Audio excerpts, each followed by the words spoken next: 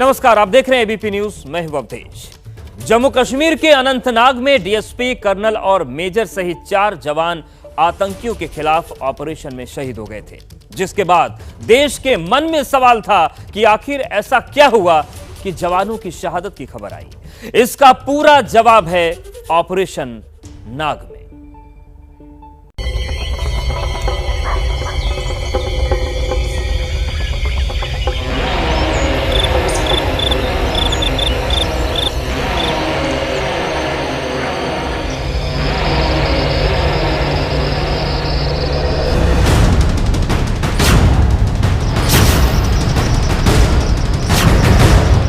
तीन senior officers इस operation को लीड कर रहे थे। वो जंगल में आगे बढ़ रहे थे।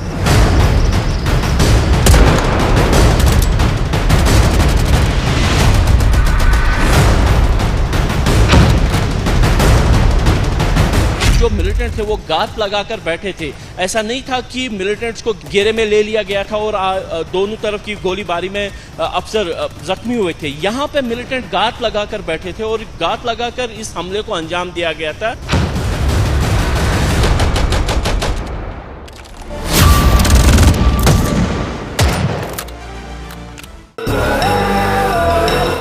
जम्मू कश्मीर के कोकेर नाग का ये घना जंगल, इतना घना कि हाथ को हाथ न सूझे। जंगल के चारों तरफ ऊंची ऊंची पहाड़ियां और ये पहाड़ भी घने पेड़ों की चादर से ढके हुए हैं।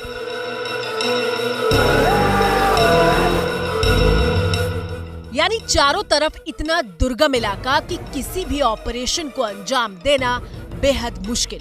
और इसी जगह पर बुधवार को आतंकियों के खिलाफ ऑपरेशन में देश के 3 अफसर शहीद हो गए। पहली शहादत कमांडिंग अफसर 19 राष्ट्रीय राइफल्स कर्नल मनप्रीत सिंह, उम्र 41 साल। दूसरी शहादत 19 राष्ट्रीय राइफल्स मेजर आशीष धौचन, उम्र 36 साल।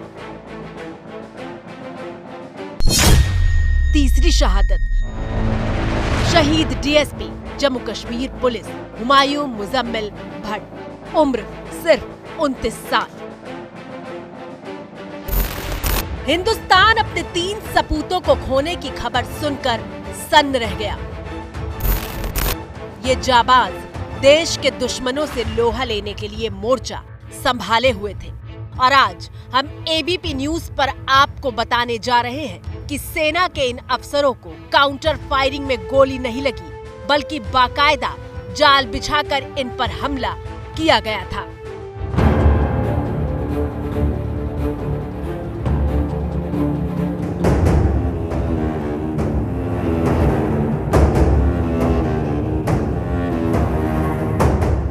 एक गद्दार जिसने मुखबिर बनकर इन अफसरों को धोखा दिया, एक मुखबिर जो आतंकवादियों से मिला हुआ था।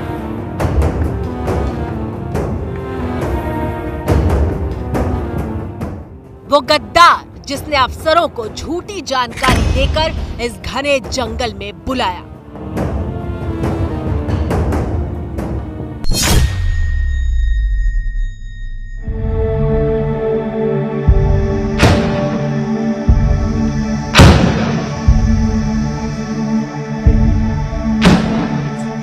हम बेहद सिलसिलेवार तरीके से आपको दिखाने जा रहे हैं कि आखिर बुधवार की सुबह से लेकर शाम तक क्या हुआ था, जिसके बाद 3 अफसरों के शहीद होने की खबर आई।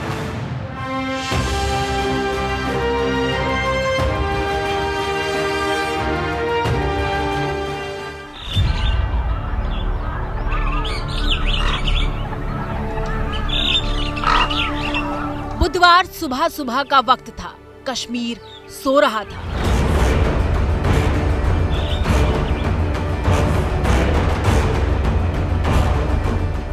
खुफिया एजेंसी के कानों तक एक मुखबिर के जरिए खबर पहुंचाई गई।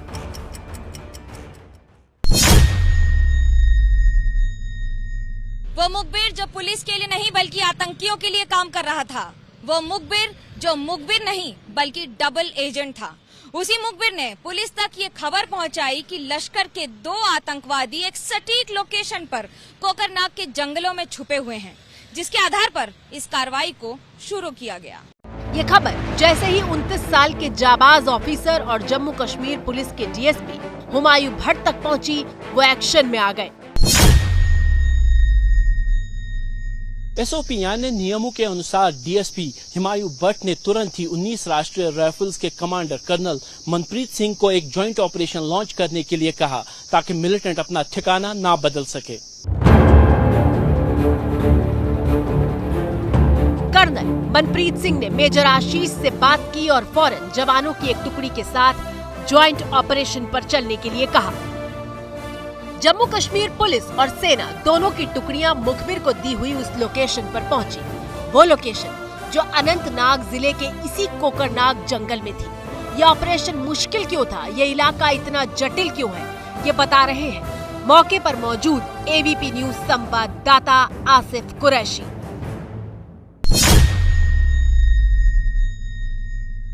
इस तरीके का टोपोग्राफी इस पूरे इलाके में है, यानी मक्की के खेत हैं, उसके साथ सेब के बगीचे हैं और पीछे पहाड़ियों पर जो है घने जंगल जो है वो है, और इन्हीं घने जंगलों के बीच में जो ऑपरेशन है वो चल रहा है। बड़ी संख्या में सुरक्षा बलों की आवाजाही इस इलाके में इस समय भी चल रही है। रात भर चले ऑपरेशन में कई जगह पे संदिग्ध जगहों पर फायरिंग की आवाजें भी सुनाई दी। यहाँ पे लोकल्स की तरफ से हमें बोला गया कि रात तकरीबन 1 बजे से लेके सुबह तकरीबन 6 बजे के बीच में लगातार फायरिंग की आवाजें आती रही इस पूरे जंगलों में से। भारतीय सेना के जवान अनंतनाग के पीर पंजाल इलाके में आतंकियों के खिलाफ लगातार सर्च ऑपरेशन चला रहे हैं। 4300 किलोमीटर के हिस्से में फैला ये पहाड़ी इलाका आतंकियों के छिपने का ठिकाना है। सर्च ऑपरेशन में इस इलाके के घने जंगल और ऊंचे पहाड़ भी चुनौती बने हुए हैं। और अब आतंकियों को जहन्नुम पहुंचाने के लिए करीब 2000 जवानों की टुकड़ी ने मोर्चा संभाल लिया है। ड्रोन से लेकर हेलीकॉप्टर से निगरानी की जा रही है। सुरक्षा बलों को जहां भी अंदेशा हो रहा है, वहां इस तरह के ब्लास्ट किए जा रहे हैं।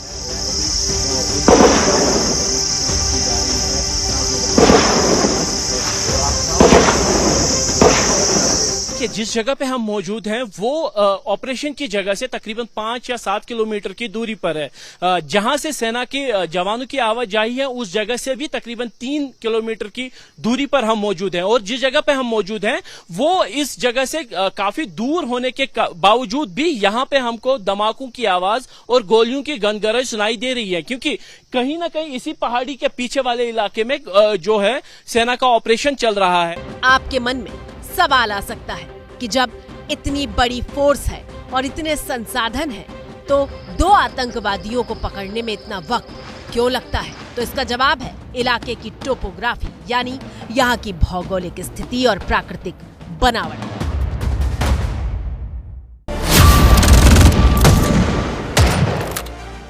पीर पंजाल रेंज के पहाड़ों को अफगानिस्तान के पहाड़ों जितना मुश्किल माना जाता है। पहाड़ पर ये जंगल आपस में जुड़े हैं और इसीलिए मिलिटेंट एक घटना को अंजाम देने के बाद तुरंत ही दूसरे इलाके में निकल जाते हैं। और यही वजह है कि बार बार पूंछ से लेकर राजौरी और अब अनंतनाग में एक जैसे हमले हो रहे हैं।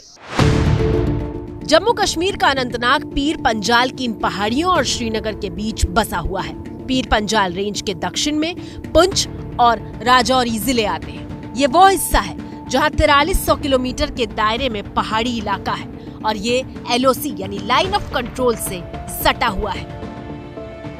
राजौरी और पुंछ के इन जंगलों में गुफा जैसे इलाके भी हैं जो आतंकियों के छिपने के लिए एकदम मुफीद साबित होते हैं।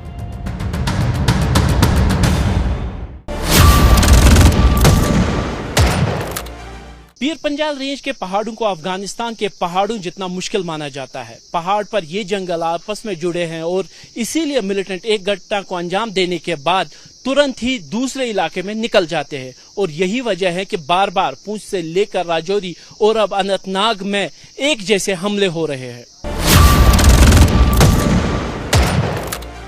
खुफिया एजेंसियों की तरफ से जो हाल फिलहाल के दिनों में आंकड़े जारी किए गए थे, उसमें यह कहा गया था कि 50 से 60 मिलिटेंट जो है दक्षिण कश्मीर के इलाके में छुपे हुए हैं। लेकिन चिंता की बात यह है कि दक्षिण कश्मीर का यह इलाका पुंछ राजौरी से सटा हुआ है और जिस तरीके की घटनाएं पुंछ और राजौरी में हो रही है, जहां पे घात लगाकर हमले सुरक्षा बलों पर हो रहे हैं, उन्हीं की छाप कुलगाम में जो 3 अगस्त को हमला हुआ था, जिसमें सेना के 3 जवानों को जब वो एक बंकर बना रहे थे उनको निशाना बनाया गया, उनसे 4 हथियार भी छीन लिए गए और उसी की छाप यहां पे अभी दिख रही है। हिंदुस्तान के 3 बेटों ने देश की रक्षा के लिए अपनी जान न्योछावर कर दी और अब उन घरों में जो तस्वीर है उसे देखकर कलेजा मुंह को आता है।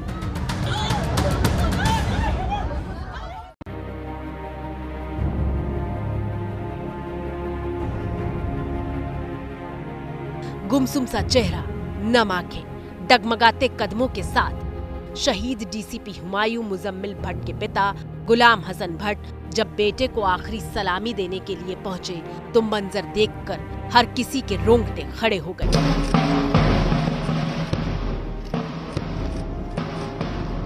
एक पिता तिरंगे में लिपटे अपने जवान बेटे को आखिरी विदाई दे रहा था। डीएसपी हुमायूं भट्ट अपने माँ बाप की इकलौती संतान थे। 29 साल के शहीद हुमायूं की सिर्फ 2 साल पहले शादी हुई थी। महज 2 महीने पहले हुमायूं पिता बने थे। उनके घर बेटी ने जन्म लिया था।